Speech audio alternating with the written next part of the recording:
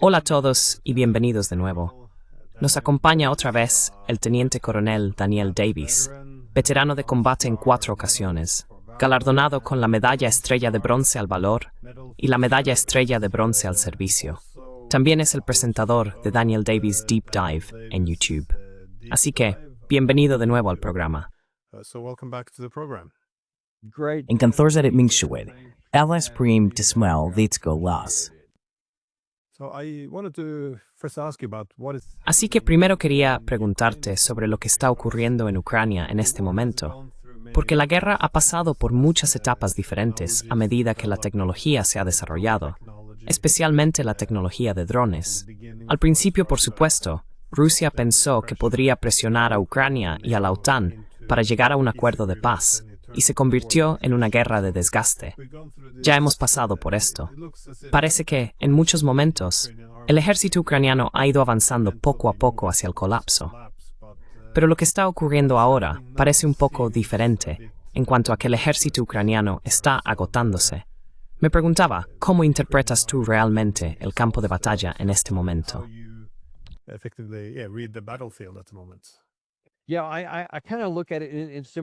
Sí, yo lo veo de manera similar, que la mecánica de la guerra se está desarrollando casi como tiene que ser. Cuando existe un desequilibrio tan dramático en los factores que intervienen en una guerra de desgaste, como ocurre aquí, donde un bando, los rusos, tiene ventaja en el aire, ventaja en defensa aérea, ventaja en armamento de guerra, en su capacidad industrial y sobre todo en el número de efectivos, simplemente la cantidad de personas de las que pueden disponer. Y el otro bando, el ucraniano, es deficiente en todas esas categorías. De hecho, en muchos aspectos, la distancia entre ambos aumenta con el tiempo, especialmente en cuanto a la reserva de personal. El único ámbito en el que hay paridad es en los drones.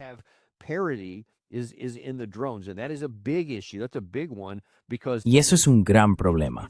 Es importante porque no es decisivo, pero ha cambiado drásticamente la naturaleza de la guerra moderna a nivel convencional. Así que ese avance en capacidad ha permitido al bando ucraniano, con menos hombres, perder más lentamente. No va a cambiar el resultado.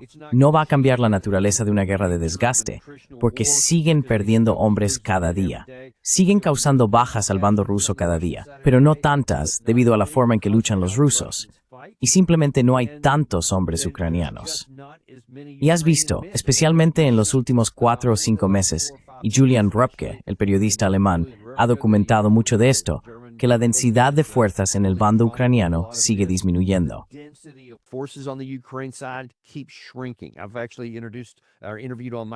De hecho, he entrevistado en mi canal a algunos periodistas del lado ucraniano que han estado varias veces en la línea del frente. Y él dijo que sus propias observaciones coinciden con eso. Ha visto cómo el número de hombres ucranianos encargados de defender un determinado sector, ciudad o pueblo sigue disminuyendo. Simplemente ya no hay tantos. Y ahora también se ve que los rusos están avanzando en la forma en que están librando la guerra. Así que, ya sabes, esas llamadas olas de carne, que supuestamente usaron al principio, ahora ni siquiera se alega que lo estén haciendo. Están minimizando el número de tropas que realmente llegan al punto de contacto y están utilizando muchas más maniobras de flanqueo de manera mucho más efectiva porque tienen las tropas.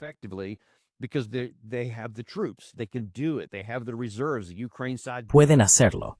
Tienen las reservas. El lado ucraniano no las tiene. Y cuando empiezan a sufrir una penetración o una pérdida en una zona, tienen que mover tropas de otro lugar. Pero entonces los rusos aumentan la presión en ese punto y empiezan a retroceder. Es como intentar tapar las fugas de una presa con los dedos. Te quedas sin dedos, pero los agujeros siguen apareciendo y el agua sigue saliendo. Y creo que es más o menos donde estamos ahora. Cuando observas el contexto actual del campo de batalla, ves que especialmente alrededor de Pokrovsk, que es una especie de zona central y que sin duda es el principal esfuerzo ruso en este momento, tienen esfuerzos de apoyo en Kupiansk, en la parte norte del frente oriental, y en Kherson, en la parte sur del frente oriental. Pero en la zona de Pokrovsk y en la de Konstantinovka, se están formando un par de bolsas diferentes. area. There's a couple of different pockets forming there. Kupiansk is forming a pocket. Kupiansk está formando un cerco. Las tropas rusas están allí, están dentro de la ciudad. Los suburbios están allí, están dentro de la ciudad de Pokrovsk, que literalmente podría caer en cuestión de semanas. Ha sido notable, y es un testimonio de la capacidad de combate del lado ucraniano que haya resistido tanto tiempo. Pero hay un punto de ruptura, y creo que están cerca de alcanzarlo allí. Si eso también cae, y dependiendo de cómo caiga, podría abrir nuevas vías para que el ejército ruso las explote aún más. Ya están en la zona de Dnipropetrovsk, también en la zona de Sumy, están en la zona de Kharkov. Así que, como ves, hay muchos lugares donde se está combatiendo. El lado ucraniano simplemente no tiene la mano de obra ni los recursos para defenderse para siempre y no acabar cediendo en algún lugar.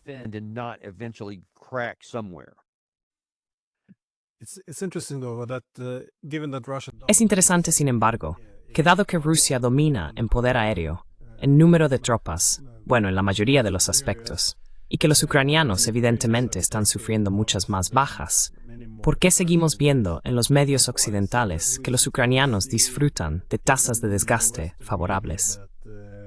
Es decir, que los rusos están perdiendo más hombres que los ucranianos. Porque realmente no tiene sentido según ninguno de los indicadores que estamos observando en el campo de batalla.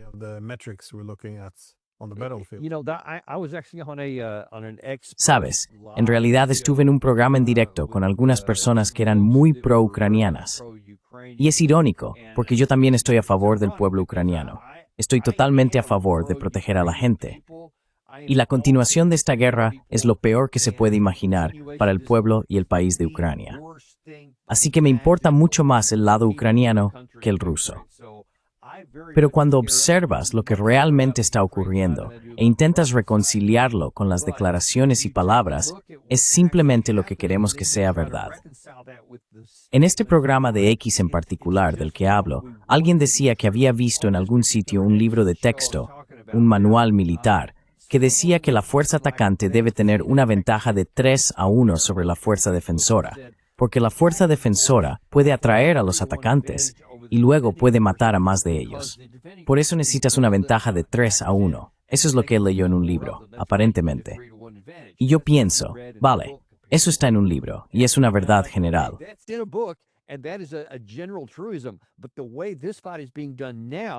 Pero la forma en que se está llevando a cabo esta lucha ahora es que los rusos se han adaptado y han cambiado sus tácticas y su manera de abordar estas situaciones. Así que ya no se lanzan simplemente al ataque, priorizan a sus tropas, probablemente a costa de la velocidad. Por lo tanto, Rusia está dispuesta a tardar mucho más en lograr un objetivo al dar prioridad a la potencia de fuego, drones, misiles, artillería, cohetes, ataques aéreos, etc.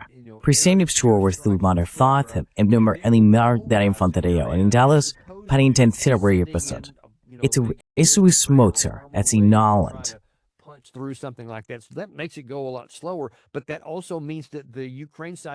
Pero eso también significa que el lado ucraniano está sometido a un nivel de fuego devastador. Y la idea de que el bando que está bajo un bombardeo masivo y en desventaja va a sufrir menos bajas que los que avanzan despacio y con calma simplemente no se sostiene. Pero a la mayoría de la gente en Occidente no le importa cuál es la realidad. Solo les importa cuál es la narrativa. Y eso hace que la gente siga apoyando la guerra, porque nadie está prestando atención a esto. Ya sabes, no muchos estadounidenses o europeos comunes están haciendo el análisis detallado del que estoy hablando aquí. Reméis.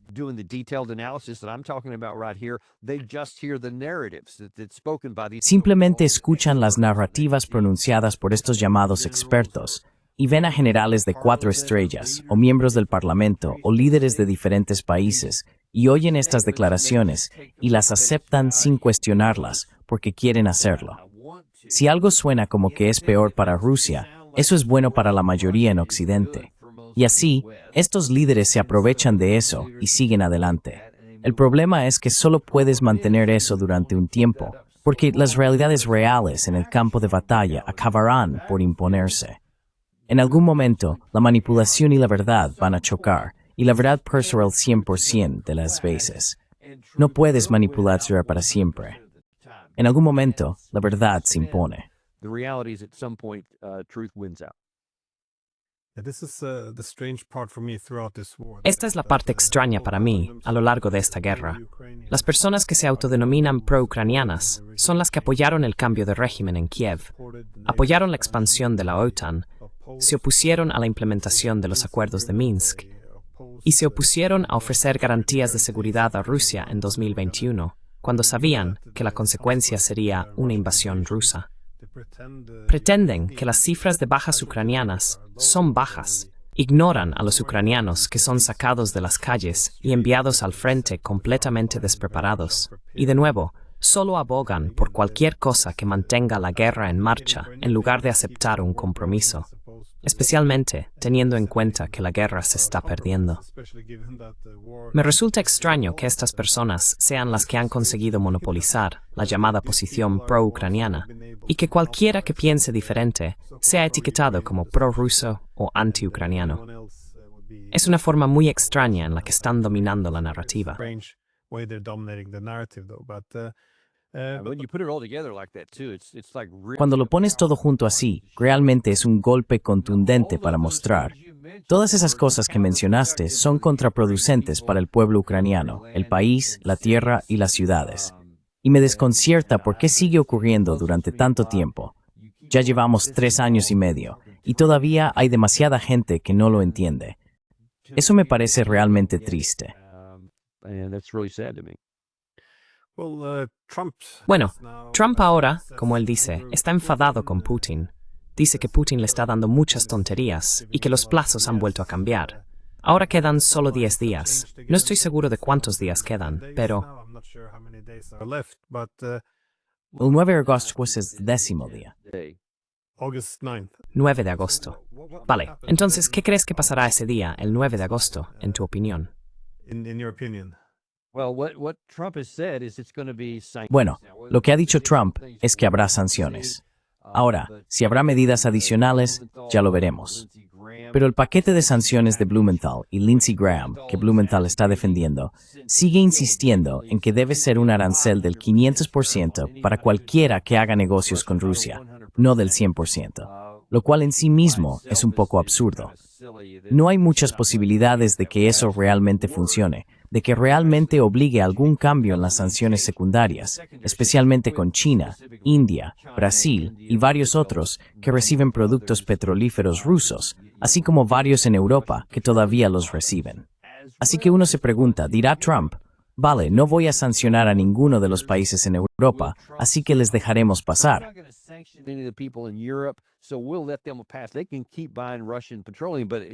Pueden seguir comprando petróleo ruso. Pero ya sabes, los indios, sí, vamos a sancionarlos. Y luego los brasileños, sí, vamos a ir tras ellos. Eso no va a sentar bien en la India. Si realmente les impones sanciones porque están comprando petróleo ruso y no se las impones a los europeos que también lo compran, puedes ver que eso va a provocar una fuerte reacción y podría hacer que la India diga, vamos a salir de vuestra órbita y acercarnos más a la órbita rusa, de los BRICS o China. En Emana es, bueno, es no quieren hacer eso.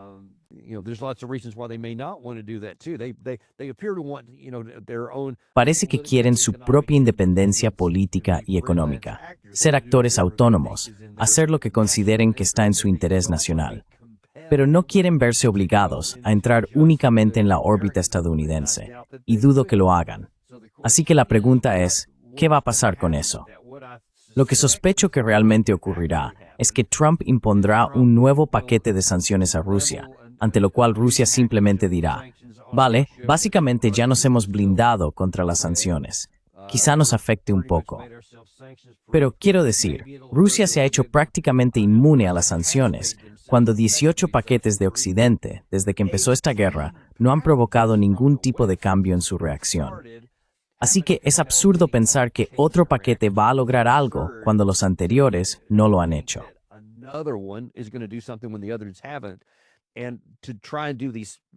Y tratar de imponer estas sanciones recíprocas, o sanciones secundarias como yo las llamo, a estos otros países para coaccionarlos a tomar medidas contrarias a sus propios intereses nacionales que nos beneficiarían a nosotros. Eso simplemente no va a suceder. Es muy poco realista y podría perjudicarnos aún más. Quiero decir, creo que se puede argumentar bastante bien que las 18 rondas de sanciones han perjudicado más a Europa Occidental que a Rusia, y tratar esto solo lo agravaría. Así que sospecho que básicamente esto va a ser la última oportunidad que tenga Trump de lograr algún tipo de resultado diplomático con esto, porque habrá jugado sus últimas cartas. Y ni siquiera puedo imaginar que vaya a jugar esas cartas.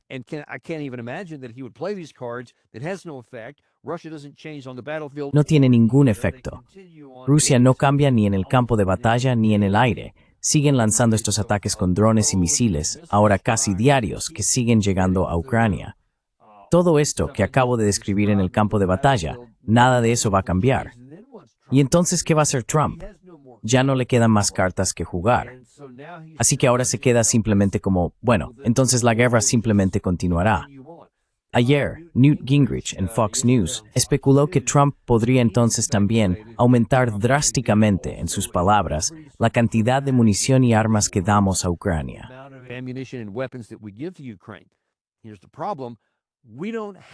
Aquí está el problema. No tenemos una cantidad significativa para dar. Según muchas fuentes creíbles, el Pentágono ya está alarmado porque estamos por debajo del umbral mínimo de reservas de munición que necesitamos para nuestra propia seguridad nacional. Así que, a menos que quieras agotar aún más esas reservas y dejar nuestra seguridad nacional en riesgo, en caso de que entremos en guerra, Dios no lo quiera, con Rusia o China, nos habríamos perjudicado a nosotros mismos antes incluso de llegar a ese punto. Y simplemente no creo que Trump hiciera eso, porque de todos modos no marcaría ninguna diferencia.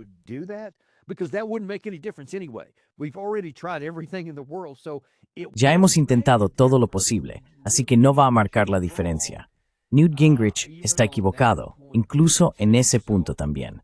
Así que, en resumen, supongo que la respuesta general a tu pregunta es que la guerra simplemente continuará, y Rusia seguirá destruyendo metódicamente Ucrania y matando a sus tropas hasta que, en algún momento, la línea simplemente se rompa. Y creo que podrías ver un colapso dramático de la línea en algún lugar.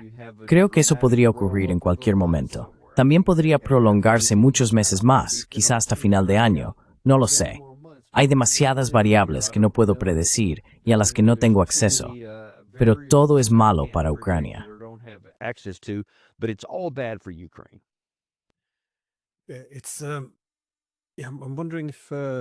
Me pregunto si Trump realmente entiende a Rusia, porque ha pasado de hablar sobre la expansión de la OTAN a de repente mencionar la presencia de fuerzas de paz europeas en Ucrania para supervisar un alto el fuego.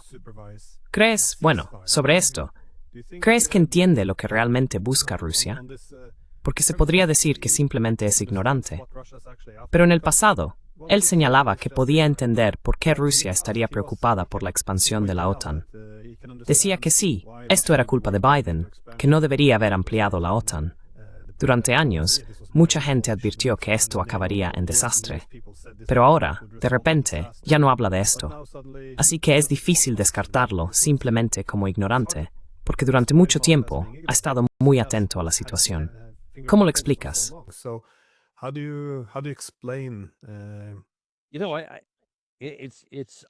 Sabes, no lo tengo claro. Creo que probablemente será en gran medida irrelevante. No habrá paz que mantener. Quiero decir, las únicas condiciones que permitirían un final diplomático de esta guerra, donde la guerra podría literalmente detenerse de la noche a la mañana, serían si la parte ucraniana capitula ante todos los requisitos políticos de Rusia, que son draconianos. No hay duda de eso. Es prácticamente imposible que Ucrania lo haga, aunque debería. La única razón por la que estamos en esta situación ahora es porque nos hemos negado, como señalaste antes en este episodio.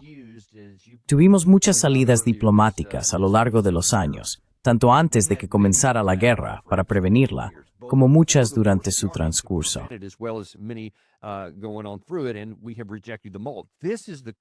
Y los hemos rechazado todos.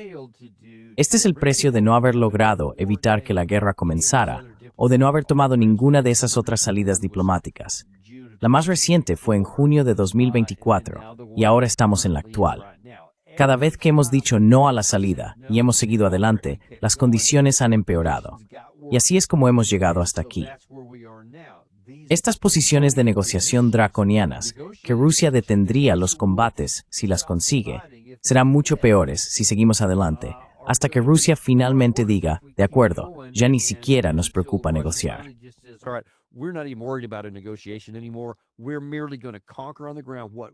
Simplemente vamos a conquistar sobre el terreno lo que creemos que necesitamos para garantizar nuestra seguridad frente a todo el mundo occidental.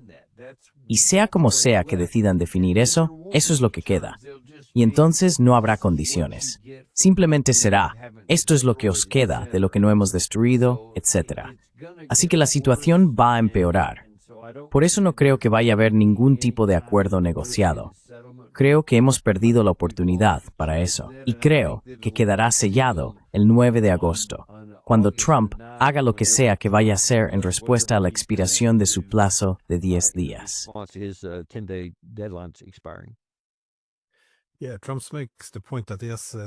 Sí, Trump señala que mantiene buenas conversaciones con Putin, pero luego llega la noche y vuelan los misiles. Pero puedo entender la posición en Moscú. Si Trump solo presenta la idea de un alto el fuego incondicional sin abordar las causas de fondo, de nuevo, la razón por la que Rusia invadió en primer lugar, que era restaurar la neutralidad de Ucrania, probablemente ya no tendrían mucha confianza en las negociaciones y por lo tanto buscarían una solución militar.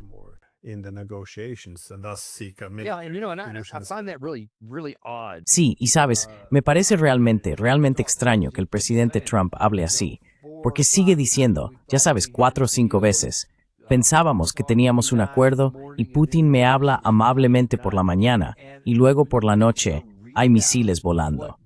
Y cuando miras el resumen de lo que ambas partes han dicho sobre esas llamadas, la más reciente, creo, fue el 3 de julio, si no me equivoco. Los rusos siempre fueron corteses.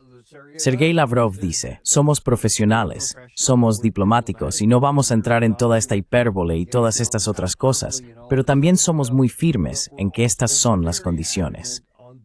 Así que no hay pruebas de que Putin haya dicho nunca otra cosa que no sea, dejaremos de luchar si se cumplen estas condiciones.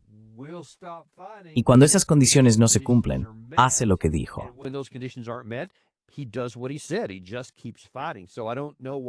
Él simplemente sigue luchando. Así que no sé por qué alguien pensaría que tenían un acuerdo, a menos que Trump por teléfono aceptara los términos que Rusia estableció y luego no los cumpliera. Eso es lo único que tendría sentido, lo cual sería extraño de otra manera. Pero en mi opinión, no hay ninguna posibilidad de que Putin le haya dado a Trump algún indicio de que iba a concederle algo que él quería, sin abordar las causas de fondo que mencionaste. Así que no entiendo por qué Trump sigue sorprendiéndose cuando su exigencia de un alto el fuego incondicional de 30 días, que solo beneficiaría al bando más débil, no es aceptada por el bando más fuerte. Quiero decir, es irracional. Y sin embargo, eso es lo que tenemos. Así que es difícil darle sentido a todo esto.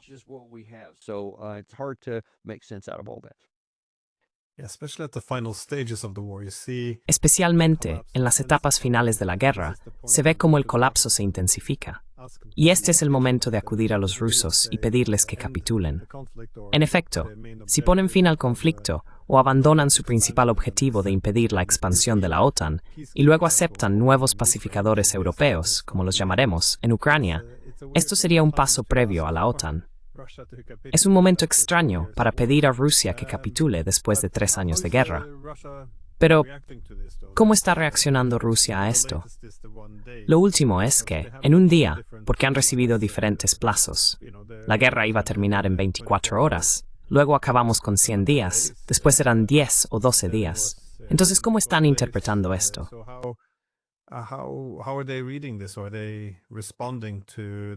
Están respondiendo a, primero fue antes de que Trump asumiera el cargo, luego fueron 24 horas, después 100 días, luego unos días, no semanas, sino unos días, y después, un par de semanas, y luego fue, 50 días, y ahora son 10. Así que es mucho. Y ninguno de esos plazos ha importado, ninguno ha significado nada.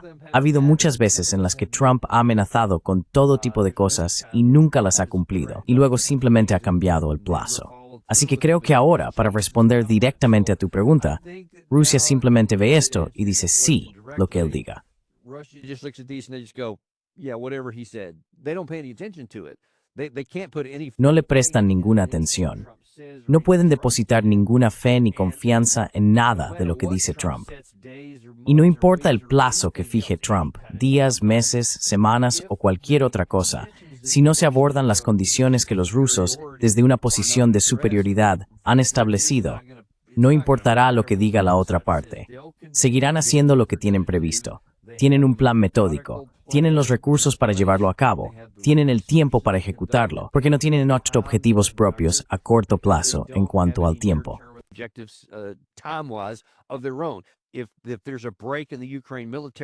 Si hay una ruptura en el ejército ucraniano en el próximo mes o semana o en 10 días, entonces reaccionarán a eso. Si no la hay y si el lado ucraniano continúa con esta lucha notable, pero en última instancia suicida, y sigue perdiendo lentamente, Rusia también puede hacer eso. Están dispuestos a hacer lo que sea necesario para lograr su seguridad a largo plazo.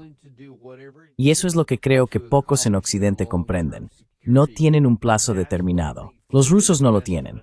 Están centrados en un objetivo. Y si se logra rápidamente, a un ritmo medio o lentamente, aparentemente no les importa a los rusos. Tienen el plan y los recursos para llevar a cabo cualquiera de esos enfoques.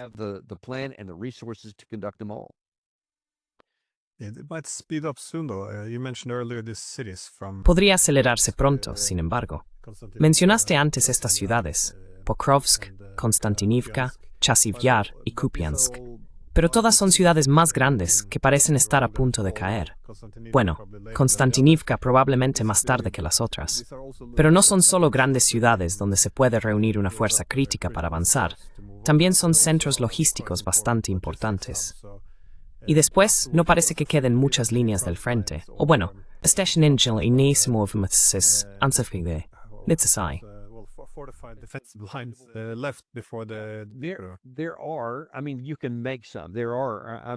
Quiero decir, se pueden construir algunas. Existen. Siversk es otra que no está lejos. Lyman podría potencialmente ser fortificada de manera más intensa.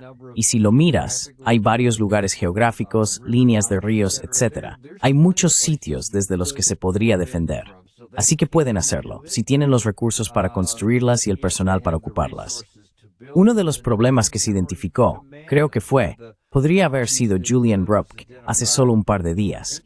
Fue que en algunas de estas fortificaciones, donde realmente las habían construido, no tenían suficiente personal para operarlas.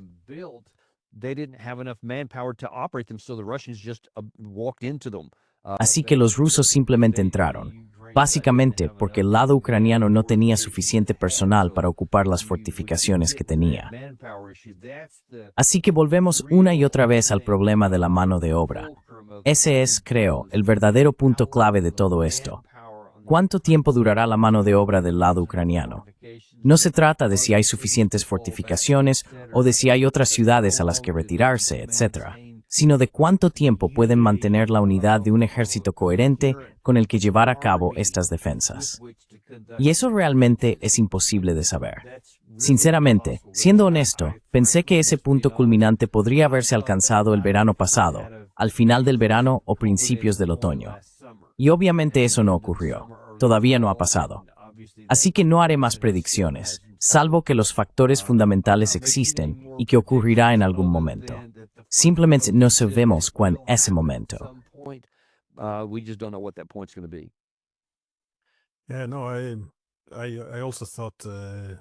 Yo también pensé que Ucrania se habría agotado hace mucho tiempo, pero son luchadores persistentes. Hay que reconocerles eso. Mi última pregunta es más sobre la posibilidad de que este plazo expire y que Estados Unidos realmente participe en alguna forma de acción militar directa contra Rusia. Lo pregunto porque Lindsey Graham ha estado haciendo estas declaraciones, bastante imprudentes, se podría añadir, pero parece que está presionando para una escalada. Dijo que si Putin quiere saber qué pasa después del día 10, o ya sabes, cuando eran 50 días, debería mirar hacia los ayatolás.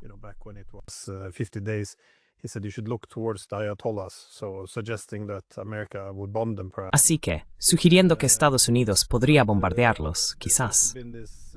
Pero también ha habido una retórica más agresiva por parte de Dmitry Medvedev, el expresidente ruso, advirtiendo a Trump que no amenace a Rusia, que esto sería una guerra directa entre Estados Unidos y Rusia. Y Trump ya respondió que Medvedev debería tener cuidado.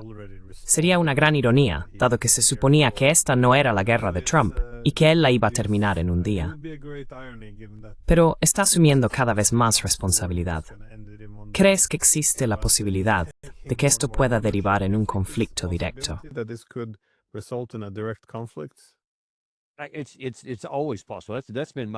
Siempre es posible. Esa ha sido mi principal preocupación desde el primer día de esta guerra. Esa es una de las razones clave por las que necesitábamos, por nuestro propio interés nacional, eliminar esa posibilidad. Cada día que la guerra continúa, ese riesgo permanece. Y cuanto más se prolonga, sinceramente, mayor es el riesgo de que alguien tome una mala decisión, calcule mal, interprete algo de forma errónea, o piense que puede salirse con la suya cruzando un poco esa línea roja, sin darse cuenta de que la otra parte ha dicho, no, esa es una línea infranqueable. Si la cruzas, entonces yo. Y no sabes dónde va a estar ese límite. El colmo del absurdo sería para Estados Unidos.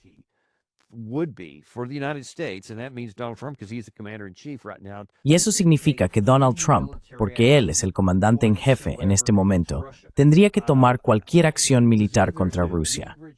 Fue o bien Newt Gingrich ayer, o podría haber sido Blumenthal, o incluso Lindsey Graham, no recuerdo exactamente quién fue, que dijo sí, lo que necesitamos es llegar más allá del 9 de agosto. Necesitamos ser más agresivos con armamento de largo alcance que apunte de manera más efectiva para golpear más profundamente dentro de Rusia, permitiendo que el lado ucraniano lo haga con capacidad estadounidense o algo así. Porque el problema es, creo que esto es una de las cosas cuando hablo de error de cálculo, claramente hay quienes en Occidente piensan, bueno,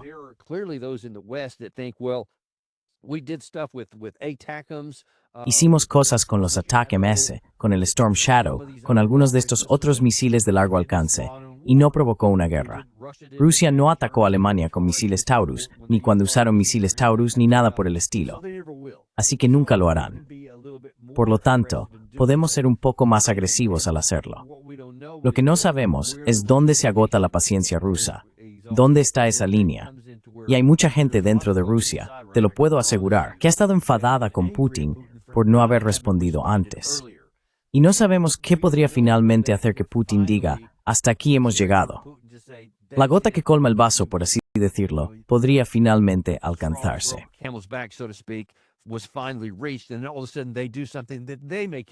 Y de repente, hacen algo que pueden considerar simplemente una respuesta en la misma línea. Esto es solo para enviarte un mensaje. Vamos a atacar este depósito de municiones en Polonia o en Rumanía, o quizá esta fábrica de armas para el misil Taurus en la propia Alemania, etc., simplemente como advertencia.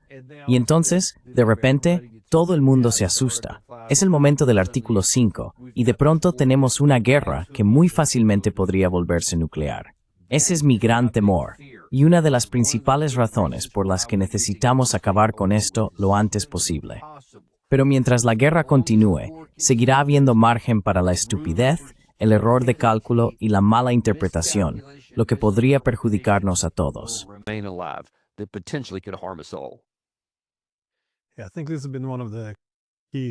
Creo que este ha sido uno de los principales desafíos en esta guerra. Las reglas de la guerra por poderes han cambiado muchísimo. Durante los últimos 3 años, hemos estado trabajando para definir esas reglas. Al principio, había personas como Biden diciendo que ni siquiera se podían enviar F-16, que eso sería la Tercera Guerra Mundial. Ahora ya no es problemático. Así que son estas tácticas de salami o este incrementalismo. Hacer un poco paso a paso y luego normalizarlo. Y cada vez que los rusos no responden, no se interpreta como cautela, sino como debilidad. Y además, siente el precedente de que ahora esto está permitido, esencialmente, en una guerra por poderes. Por eso resulta un poco aterrador escuchar al canciller alemán pedir asumir el liderazgo en el conflicto o la guerra contra Rusia. Si yo estuviera sentado en Moscú, Tomaría represalias contra cualquier miembro de la OTAN. Moscow would retaliate against any NATO members. Excessively aggressive. Sin embargo, los alemanes excesivamente agresivos, que no tienen armas nucleares, probablemente serían mi objetivo óptimo para restablecer cierta disuasión y dar un ejemplo. Temo que en estas etapas finales, si Ucrania se encamina ahora hacia el colapso, ¿crees que Occidente podría hacer algo estúpido? Quiero decir sí, lo creo. Yeah, I do. There is some And I panic think here. that there's also going to increase. Creo que también va a haber un mayor riesgo de que el liderazgo ucraniano haga algo estúpido. Si empieza a desarrollarse un escenario de colapso y ven que, ya sabes, batallones enteros o frentes empiezan a desintegrarse o a abandonar la lucha, y los rusos literalmente empiezan a entrar a raudales por un hueco abierto, porque Rusia tiene tropas de explotación, por lo que he podido averiguar, que están posicionadas en numerosos puntos, no combatiendo, solo preparadas para un evento así. Si hay una brecha, pueden de repente meter a mucha gente en esa zona desprotegida.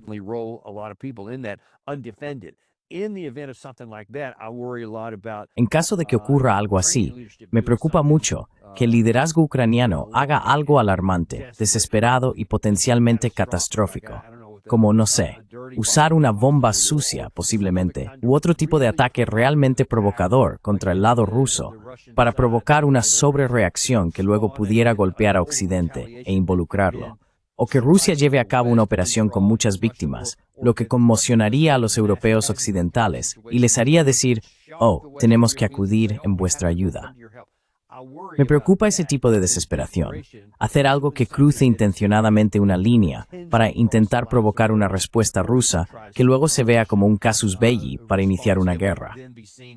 Esa es también una de mis mayores preocupaciones.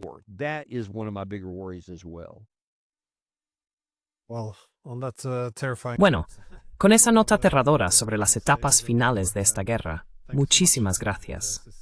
No puedo creer que hayamos llegado a este punto. Esto debería haberse negociado hace mucho tiempo, pero aquí estamos. Definitivamente. Sí, estoy totalmente de acuerdo. Sin duda deberíamos quitar esto de la mesa lo antes posible. Gracias. Thank you.